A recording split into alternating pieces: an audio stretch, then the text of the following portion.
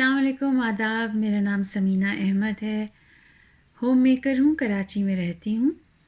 शेर व शायरी पढ़ने का बेइंतहा शौक़ है और कभी कभी लिखने की कोशिश भी कर लेती हूँ।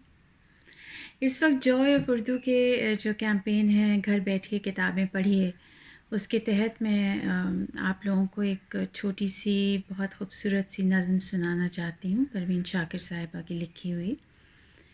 और इसका इंतख़ाब मैंने इसलिए किया क्योंकि मुझे इसे पढ़ के बड़ी पॉजिटिव सी वाइब महसूस हुई। और क्योंकि आजकल एक बहुत ही बेबसी बेचैनी का माहौल है और हर तरफ जैसा लगता है अंधेरा अंधेरा सा छाया हुआ है, तो उसमें मुझे लगा कि इसको सुना के कहीं ना कहीं मैं थोड़ी सी खुशी, कुछ पॉजिटिविटी, कुछ रोशनी की किरण कहीं लोगों में पहुंचा पाऊंगी।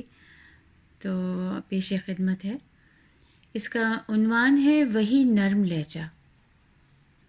वही नर्म लहजा जो इतना मुलायम है जैसे धनक गीत बन के समात को छूने लगी हो। शफक नर्म कोमल सुरों में कोई प्यार की बात कहने चली हो। किस कदर रंग व आहंग का, किस कदर खूबसूरत सफ़र। वही नर्म लहजा कभी अपनी मखसूस अंदाज में मुझसे बातें करेगा तो ऐसा लगे जैसे रेशम के झूले पे कोई मधुर गीत हलकोरे लेने लगा हो। वही नर्म लहजा किसी शोख लम्हे में उसकी हंसी बन के बिखरे तो ऐसा लगे जैसे कौसे क़ज़ा ने कहीं पास ही अपनी पाजेब छनकाई है।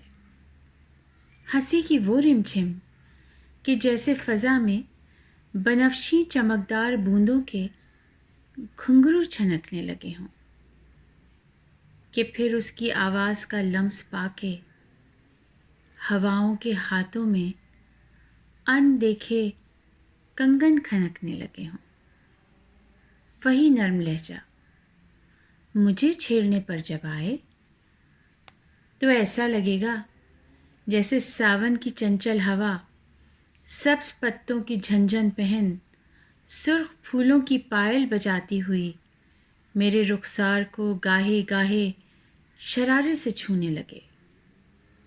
मैं जो देखूं पलट के तो वो भाग जाए, मगर दूर पेड़ों में छुप कर हंसे और फिर नन्हे बच्चों की मानिंद खुश होके ताली बजाने लगे।